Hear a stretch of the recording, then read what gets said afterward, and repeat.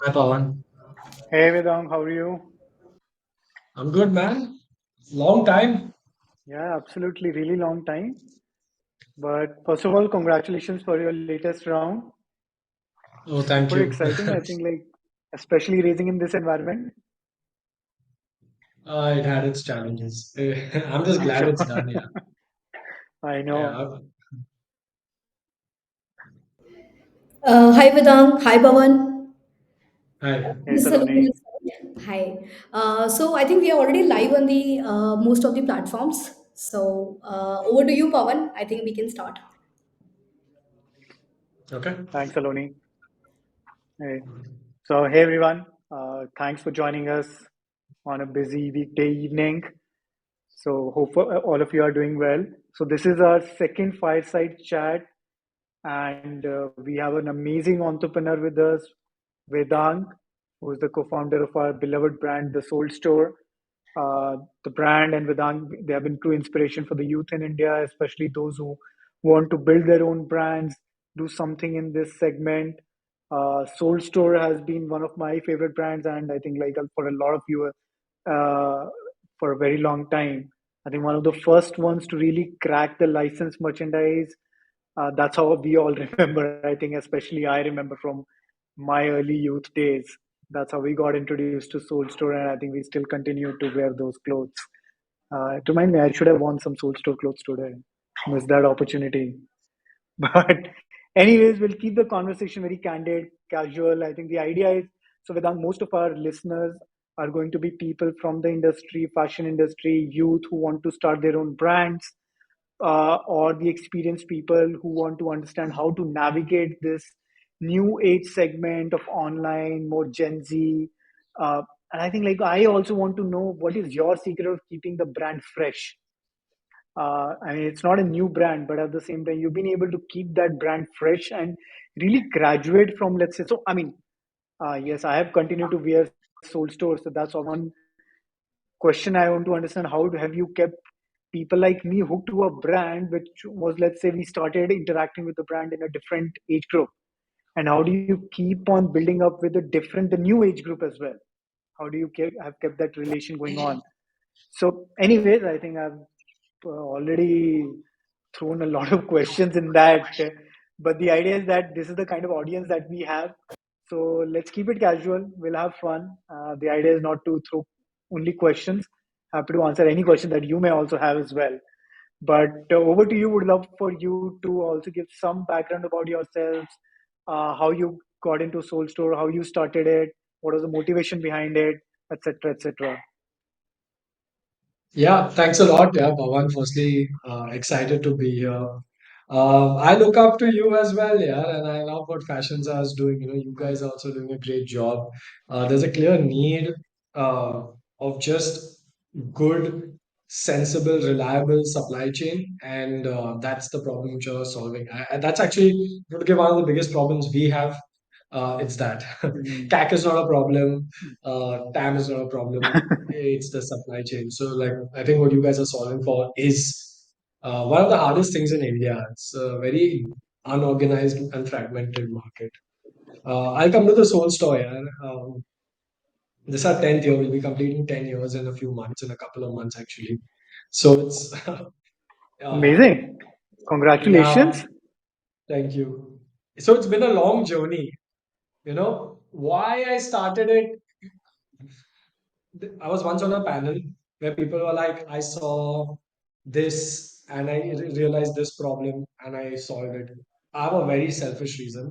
I just hated my job at the age of 22, 23, and I was like, yeah, I hate this. And I was like, I'm going to be my own boss now. And my co-founders also worked with me in the same firm. And we had 5 lakh rupees saved amongst the three of us, and we had tons of business ideas.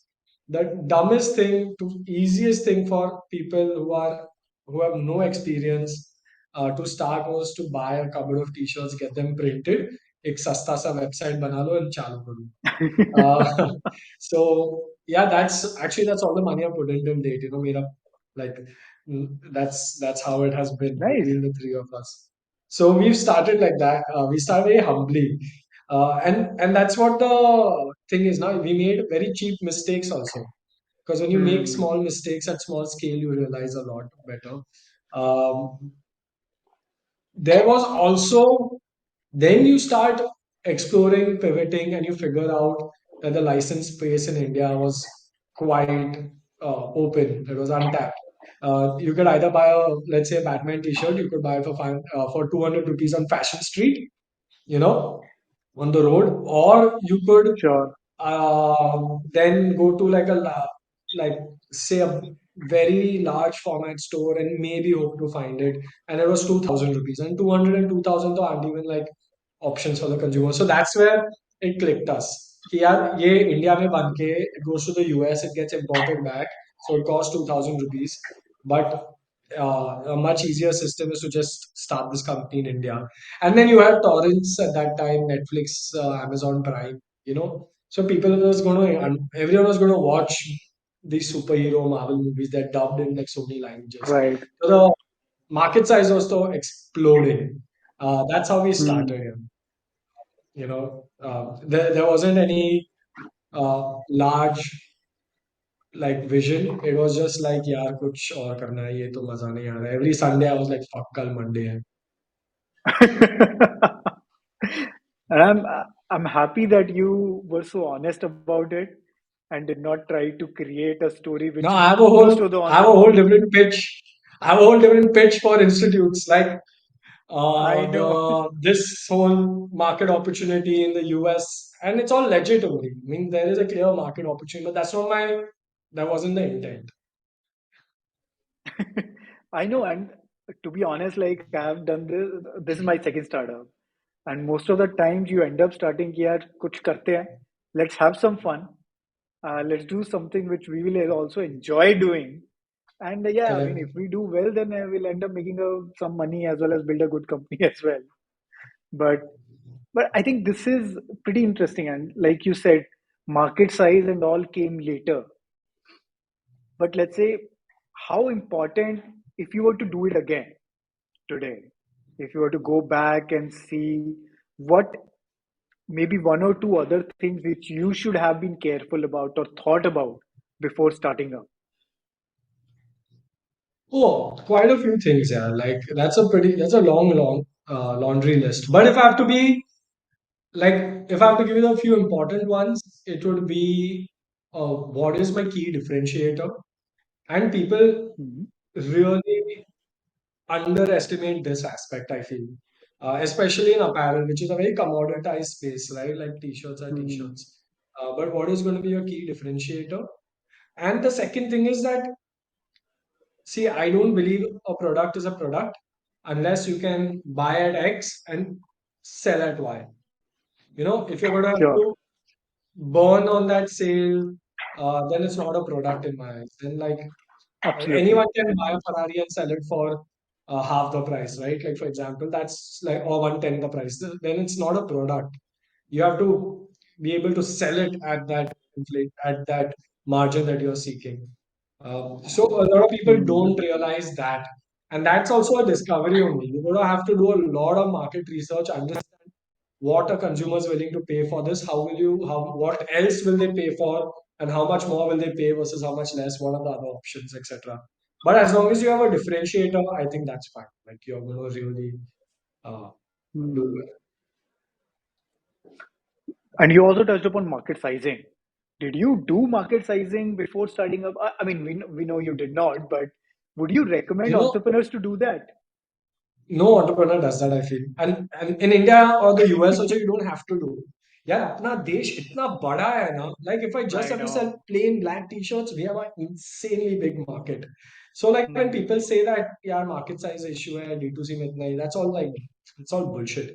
Means your channel or the way you're getting to these consumers is not correct, right? Like if you were starting in Norway, I get it. Just Gurgaon's population must be Norway's population. Sure. But Yeah. like in this country, are you kidding me?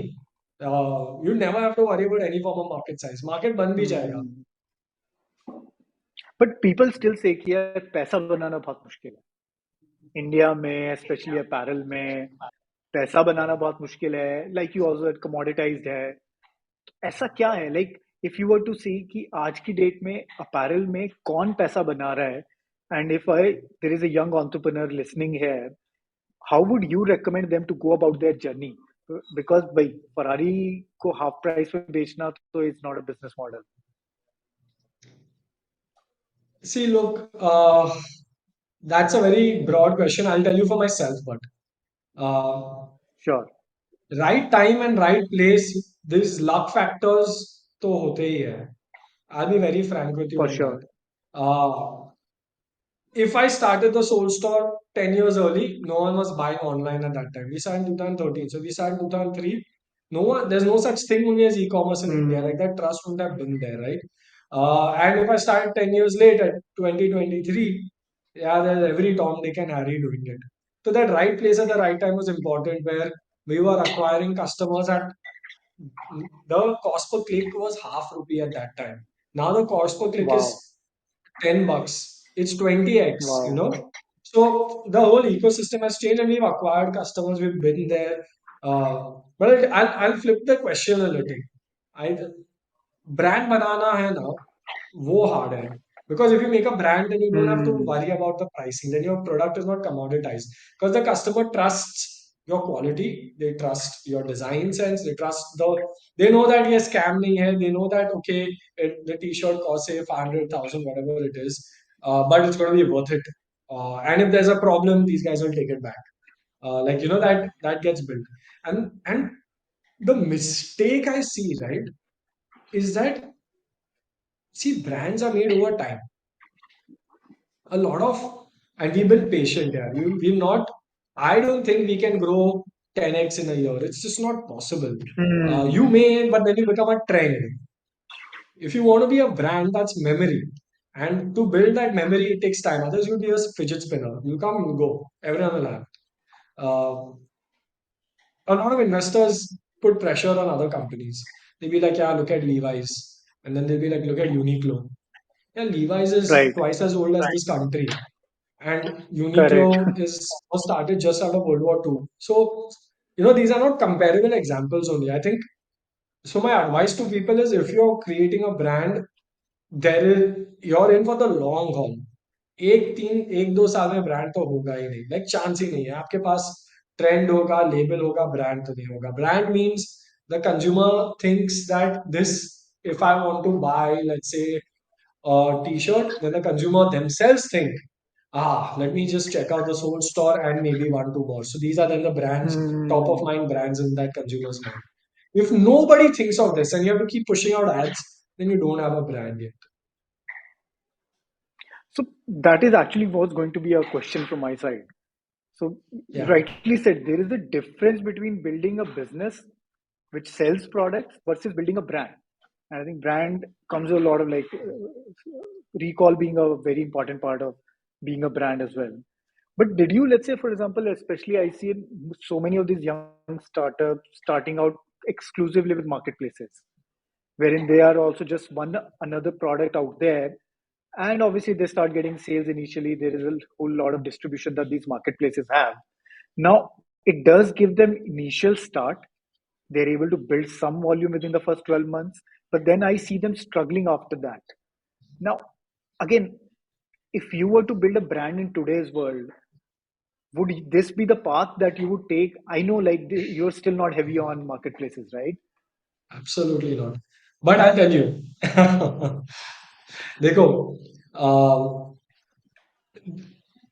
tell you what our logic was. Okay, we just started a marketplace say 2 years back. Because Hmm. let me take you through what people are doing. They are looking at the business internally without seeing how the consumer would look at them. So let's see how consumer looks at your business. When we were not known, a consumer is clicks on say a marketplace. I'll just take Amazon. Amazon pay they click say, and I'm going to use t-shirts. And now t-shirts is less than quarter of our sales, but I'm just going to keep using Oh, that. Like wow, all that's the great. yeah, most of our other categories like have taken so I click on t-shirts. I'm scrolling. I see a Nike t-shirt, Levi's t-shirt, some in-house brands t-shirts. I see the Soul Store, and yeah, then Someone, let's say they buy the soul store, they like the design and the pricing and it all matches, they get buy it. If that consumer wears it now and his or her friend will come and say, hey, where do you get that from? They're like, Amazon se liya must. So your brand isn't even built, you know. And what have Correct. you done for that sale? Amazon takes a large percentage, in their logistics, etc. You've not built a brand, you've just made a transaction. So if you haven't made money, so it's the most fruitless thing there has been. Um, Mm. and what also happens is that you have to sometimes pay Amazon since you're small and young, like ad money and starting money, which I feel is like a sin at these days. Like I can't tell you how if you're not making money, then what have you achieved only on that transaction? Unless you made money, then fine, you Absolutely. made money. Let me take it the other way around. Okay, what we've done, we first built out the D2C, only D2C for the first 6 7 years. So people know the soul store, that website is built out. So we have a customer base which knows that I bought this from the soul store. There is no Amazon ka brand hai, internet ka brand hai, soul store. Then we went live on marketplaces, and already there's some recognition for the brand. We've got celebs, Hardik Pandya, Sara Ali Khan, etc., etc. And we've grown, I think, over 400 to 500% on marketplaces within a year. Because, Oh, wow. and we don't spend on marketing. The base was small. But we don't spend on marketing. I think it's 2%, or 2.5% or something like that on the revenue, which is negligible. We also do that Sure. just Yeah. to keep checking to make sure our what we are doing is correct. So you need to have that Yeah, absolutely. ROAS number. Um, Right. and we've realized that now people go on Amazon, they buy the Soul Store, and they're like, I bought a Soul Store product. Just like a Nike shoe. A Nike shoe, when you buy it on Amazon Myntra, you're like, I got these Nike shoes, they're great. Unbranded, Mm. मैंने ये Myntra से खरीदा है. That is the logic on why I feel like if you go on marketplaces, either make a ton of money on it or be there for discovery, but absolutely don't burn money, don't market it. You have to first grow the brand. Or you are, I mean, there's so many caveats to this, to be honest. Or you just have so much money to blow this out of proportion and do all the branding activities. So then, if you're available on the marketplace, it works. But I think, Yeah. like like like most D2C founders, you'll probably be starting quite humbly. Hence, go with strategy A and not B. Yeah. I think one thing that you also said, like you were exclusively D2C for 6 to 7 years. And what I have seen entrepreneurs make the biggest mistake is assuming that businesses get built overnight. So businesses take time to build, businesses take their own gestation period. Like Yeah. there's no hack to creating a brand. Like I'm pretty sure even if we end up spending 100 CR in 2 years trying to build a brand, it would still might end up becoming a fidget spinner. Obviously exceptions always exist, but like how are you so patient for those 6 to 7 years? I'm sure there were so many other brands which got funded during that time who end up spending big, who were like at least claiming to be large numbers. And now we know like a lot of them shut down as well. There was no real business back there. But what kept you disciplined and patient for that very long, that such a long period? See, I never did it for valuations or selling the business.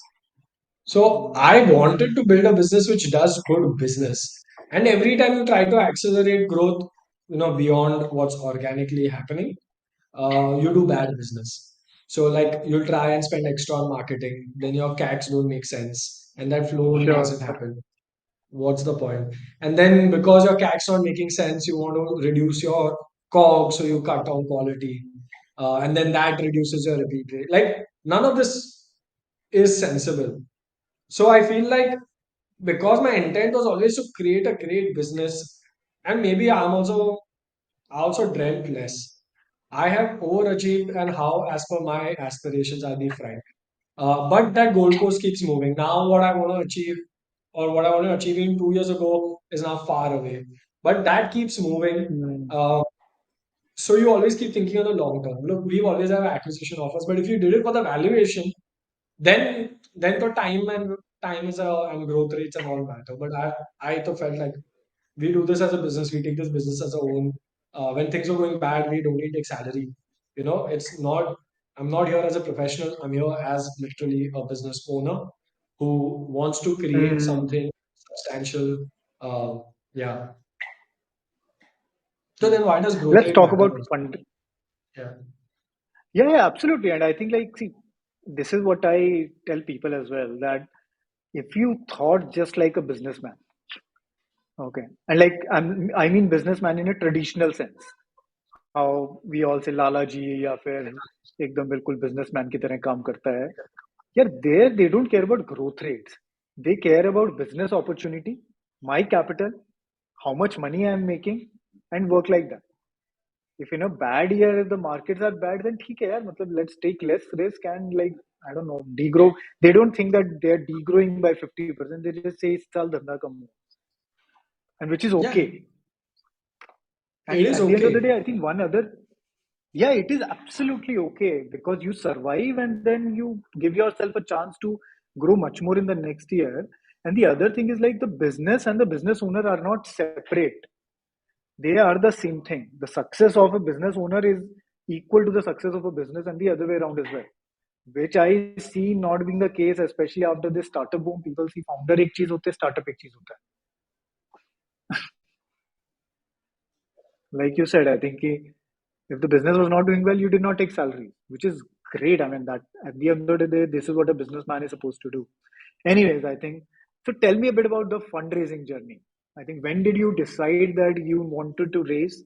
You raised, and how did life change as a D2C brand after you raised funds?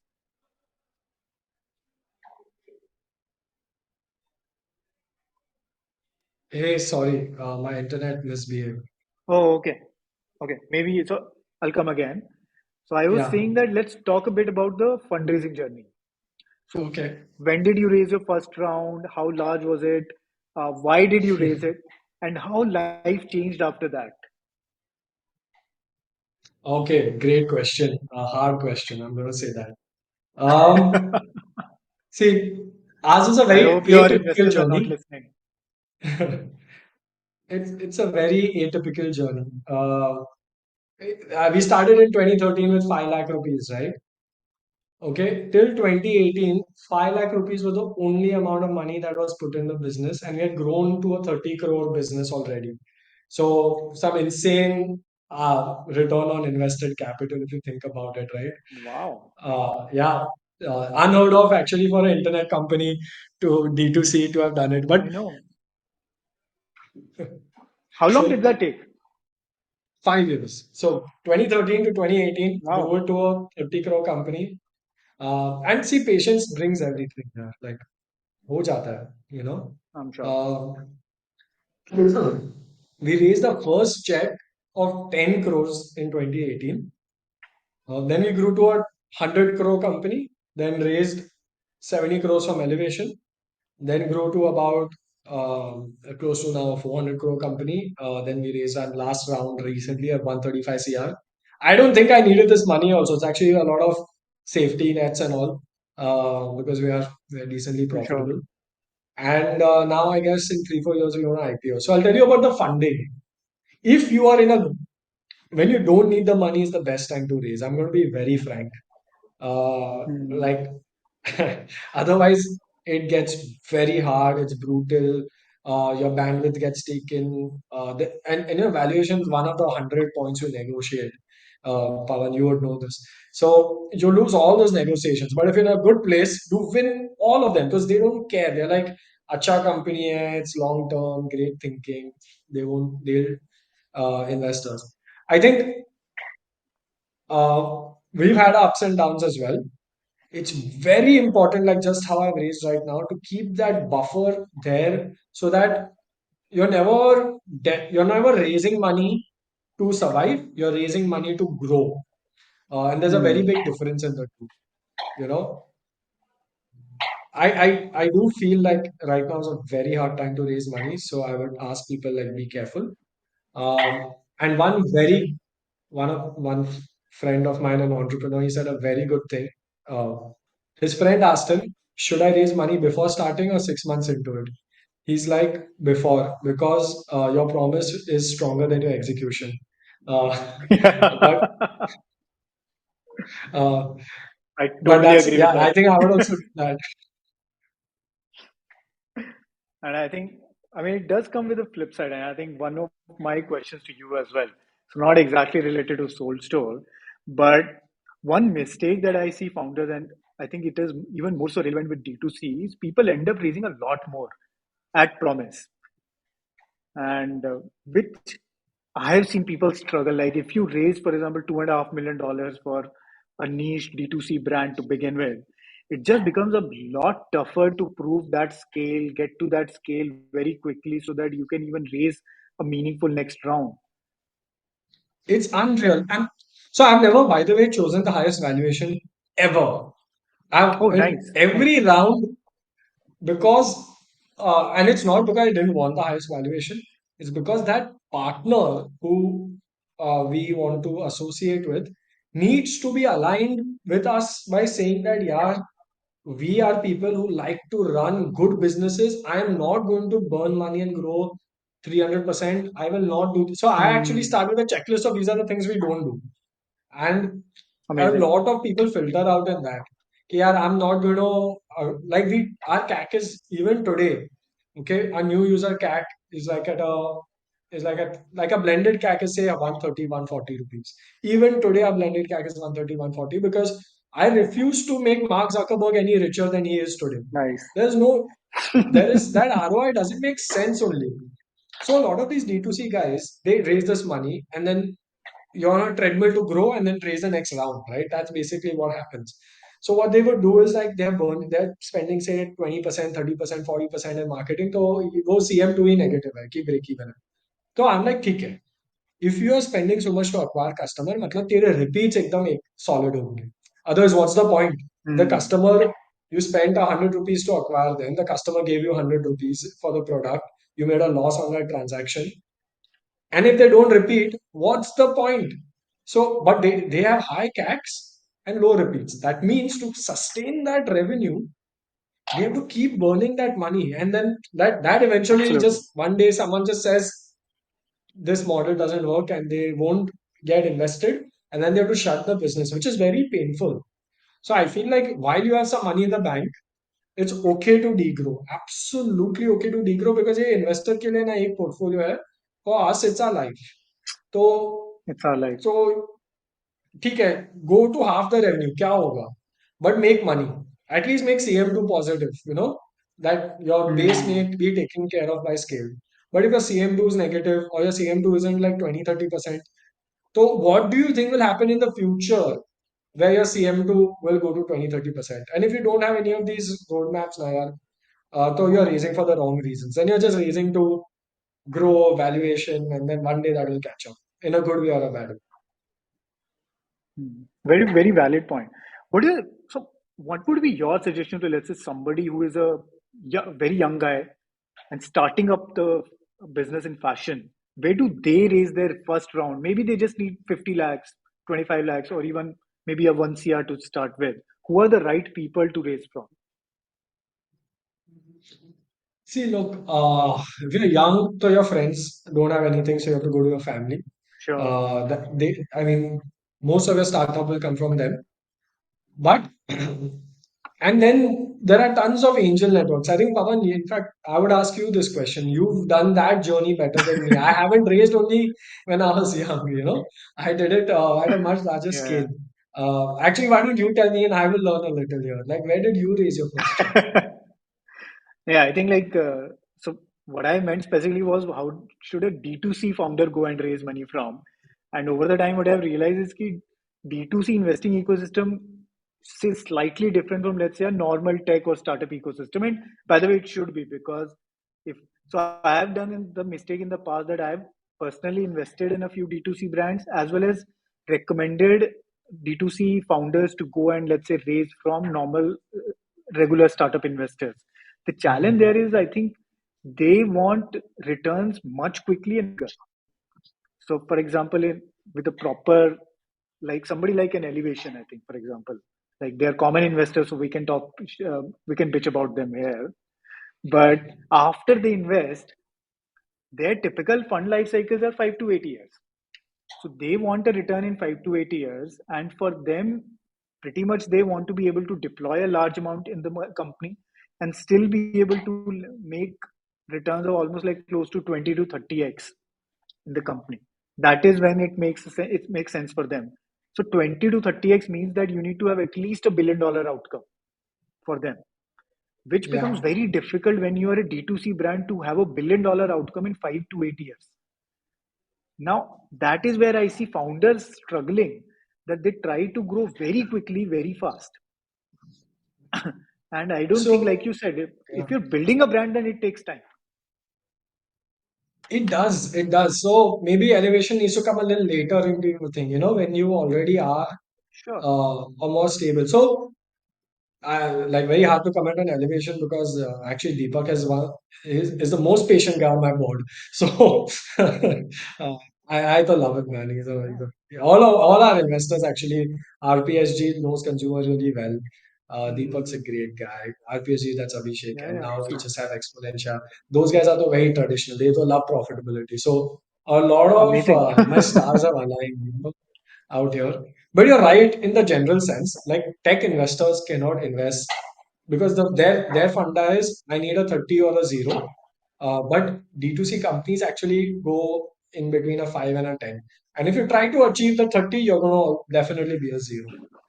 It's like blackjack. If you hit too hard, you'll cross 21. Then you're gonna become a zero. Same page. What I feel, see, I to get very scared to raise from my friends and family because, yeah, what if I can't pay it back? Like I get damn scared. I So, know. this round, I'm a little confident of the business. So I sent a WhatsApp to all my close school friends and stuff. I'm like, yeah, you guys have been through my part of my journey. You've seen the journey. Now I want everyone to be part of it as well. So I made all of them be angel investors in this round because we didn't even need the Nice. money. There's enough buffer. We think the growth is good. So I was like, yeah, my like all my close friends and family will be part of this. But I didn't raise money from them earlier. Digressed to give a personal story, but sorry. Mm. No, no, absolutely. Absolutely. No, and again, like I think like you got institutional investors at the right time after you could see that you have built a brand. And now it is about, yes, you can scale that up. There's enough TAM out there. So you can pump the money and scale it up. Yeah. So I'll tell you, our first round when we raised, it's because I'll tell you what happened. Like let's just take it was in the month of April when we decided. March, April, we had to keep increasing our prices for the last 2, 3 months because we kept running out of inventory. Okay. अभी इतने पैसे से, although we've grown a good corpus, you can only have this much inventory. And there was a massive opportunity loss. And some of these licenses also, I remember the specific one out there was Game of Thrones. It required an upfront investment. At that time, GOT was the shit. Mm. Uh, and Yeah, then like we were letting go of that inventory, we were letting go of that license, and now I was like, yeah, opportunity loss ho raha hai. And the only time we decided is like, that saying you'd rather have a slice of a watermelon than an entire grape. So then we raised our first check. got it. Got it. Makes sense. Makes sense. So I think I see a couple of questions around starting small. How do you solve the MOQ challenges? How do you convince the suppliers to work with you initially?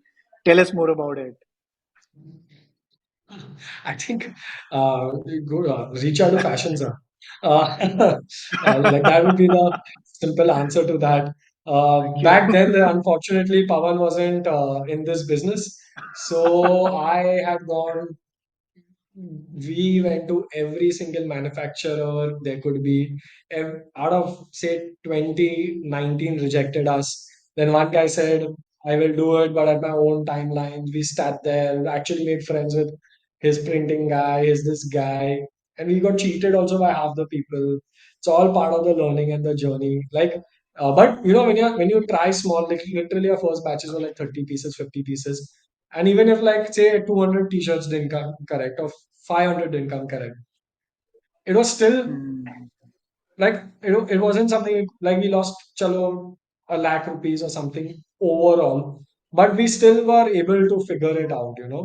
But imagine if I started aggressively, I would have been done. I think small MOQs is actually it's a strength that it matters to you versus a weakness because you make those mistakes more. Right. Because this problem can be solved by literally begging, but getting a wrong product which the world doesn't want, that problem can't be solved. It's done.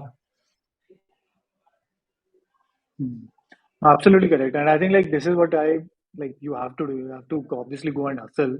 But there are enough people out there who will support you, if not for profit, but at least to just like be able to support some young entrepreneurs. And I think like there are solutions out there. Obviously, you can come to us. We're always there. Yeah. I mean, you got to knock on every Yeah, door and hope something opens there.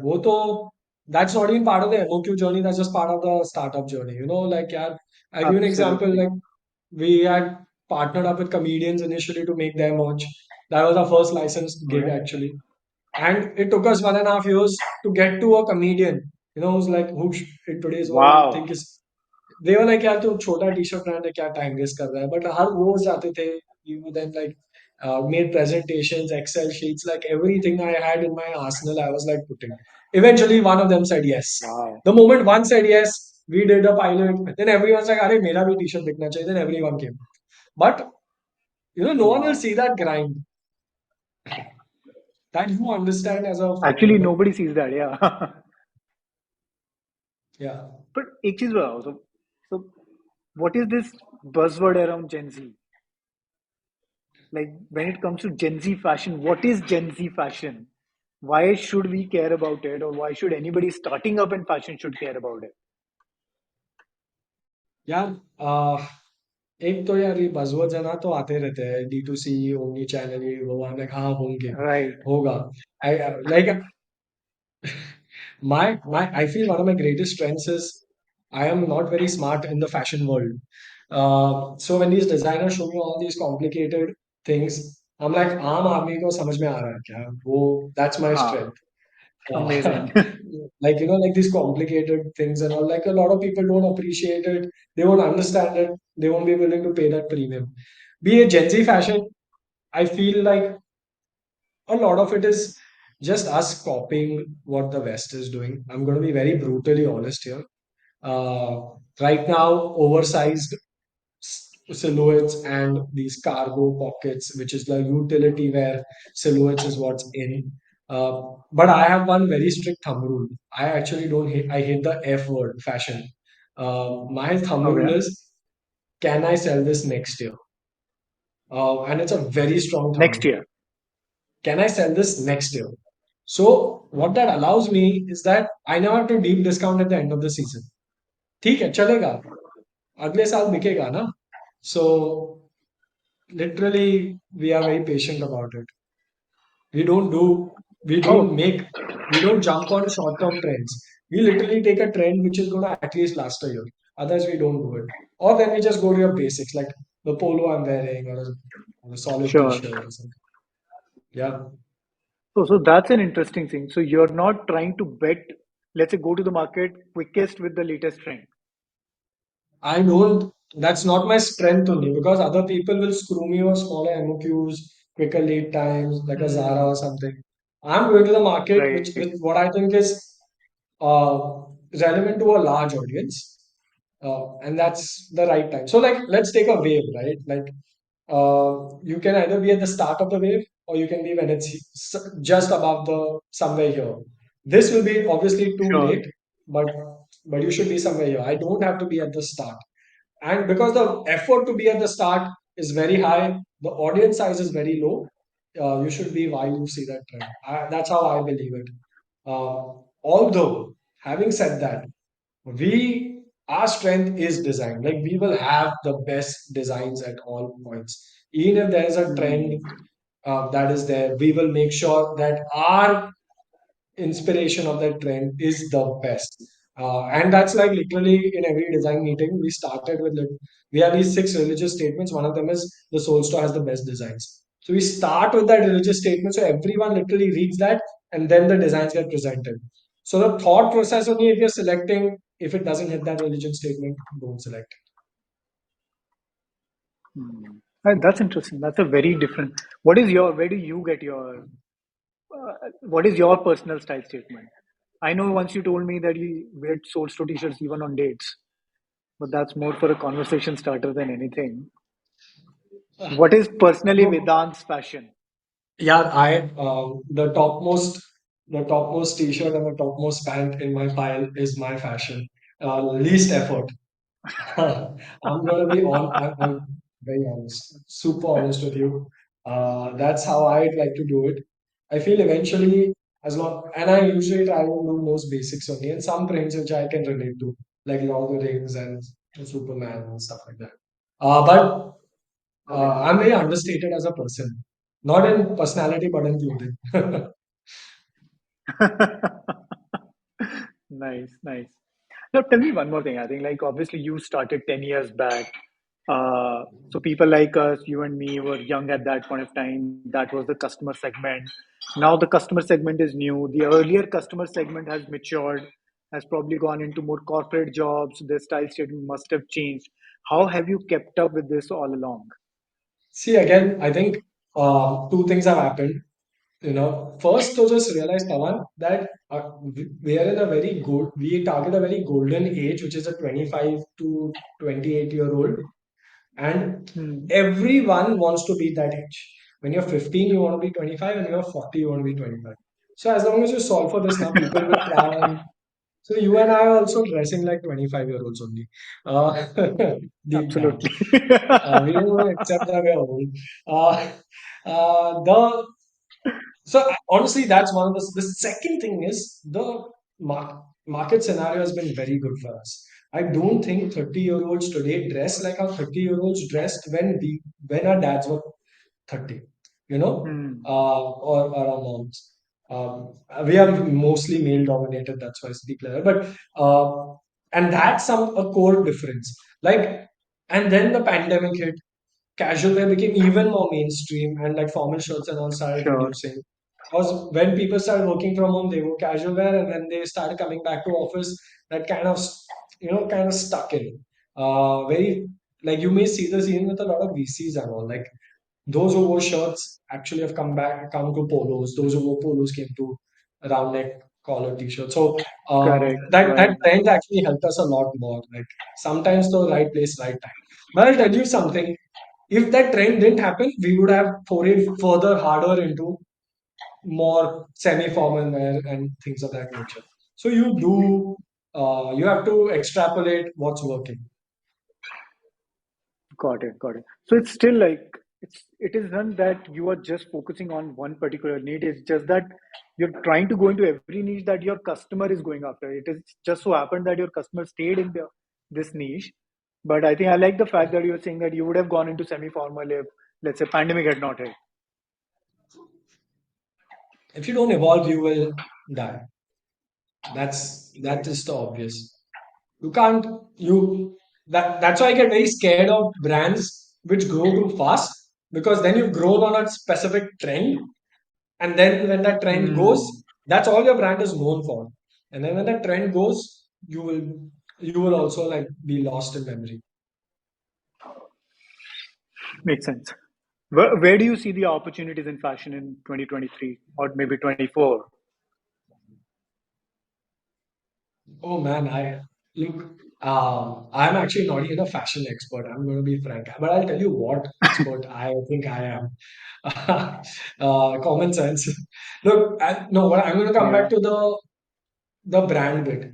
If you build a brand that's likable and relatable to the customer, then products can keep evolving, but the brand will remain the same. Hmm. That's the way I like to build the business, which is why I'm saying, which is why I keep saying brands take time. Hmm. Got it. Got it. And like, is it a good idea for, let's say, a clothing brand? So I will avoid using the word fashion. Otherwise, you'll keep on saying that you're not an expert. And we all know that is not the truth. But anyway, but is it a good idea to, let's say, build a brand, maybe on the top of apparel, and then go and diversify into other segments? Let's say non-apparel or maybe even non-fashion. So I think it's a good idea. Let me just start with that. But I will give you the Hmm. caveat. It depends for what you have, what are the customers remembering you for? So I'll give you an example. Customers remember us for uh, first design, then Hmm. comes quality and fit. So it's become design, quality, fit. So it's become quality and fit. I'm putting in the same bucket, design and quality. Now, if I launch a pillow Sure. cover, customer or a backpack, customers won't be like, "Why is Soul Store doing this?" I think it completely fits into why they remember us, and then they'll buy the backpack from us. We launched sneakers recently, by the way, and those are like, and they are very cool designs. Should check like, but they're not like plain sneakers. They have like money heist, Black Panther sneakers, and but customers will buy that from us because they relate to us with design and then quality.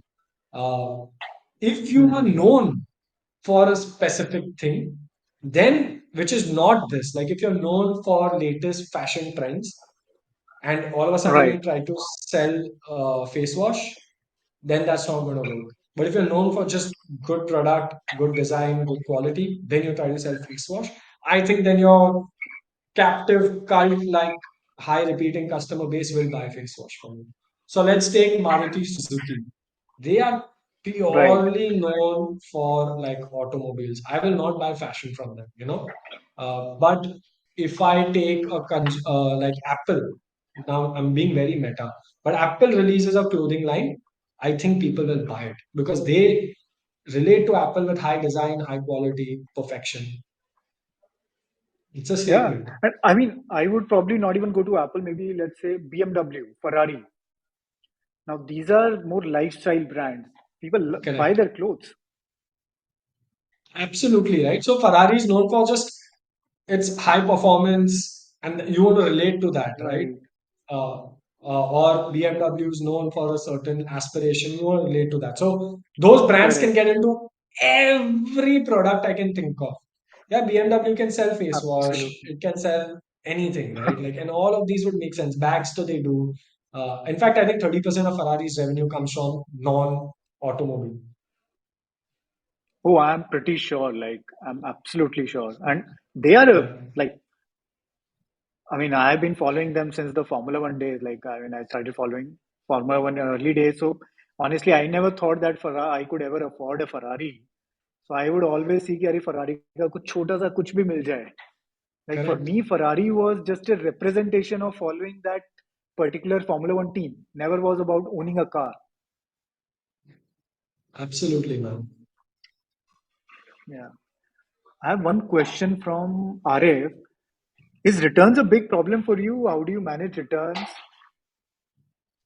Uh, it's becoming a bigger problem with increasing silhouettes.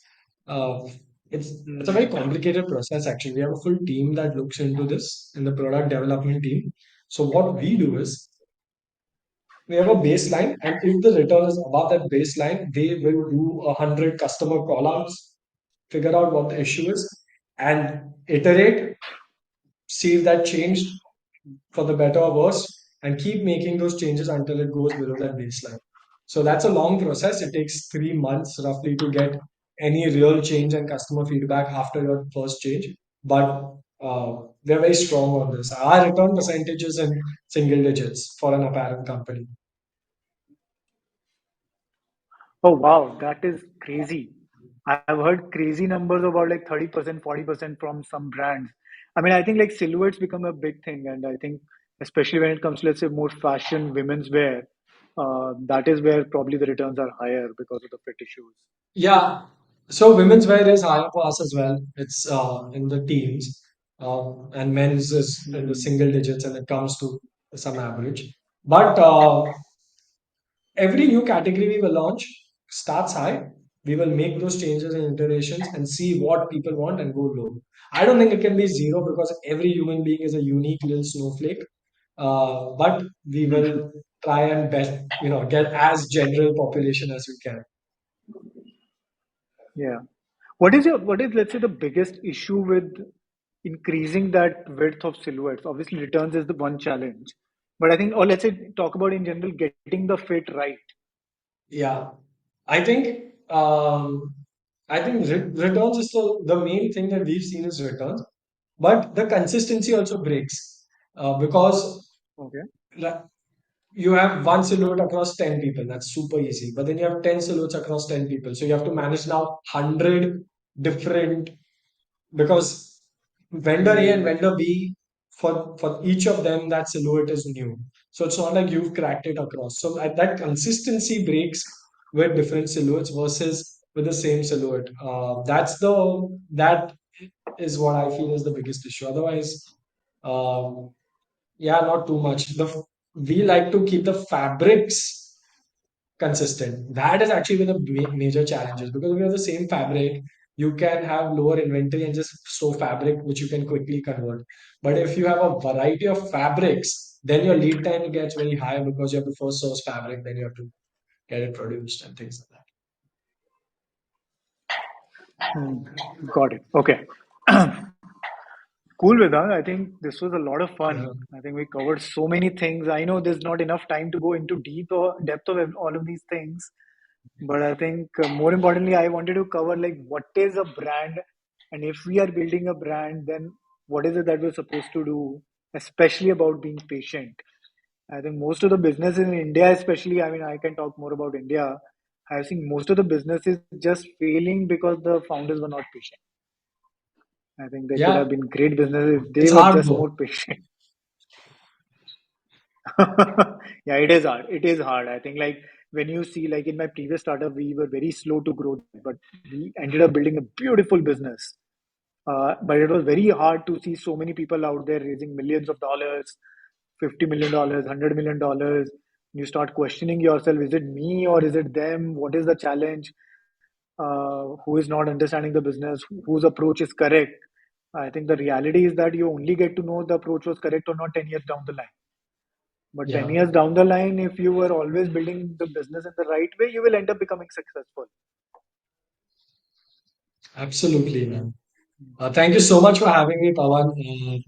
Please do give a shout out Absolutely, if you're ever Vedant. in Bombay. And yeah, I would recommend Fashinza to everyone who's listening and wants to start their apparel Thanks a D2C lot, journey. man. Thanks a lot, man. And for everyone else, this was not a paid thing. Vedant sent it on his own. I never asked him to say anything. But thanks a lot for the kind words. Uh, and really, thanks a lot for taking out time, Vedant.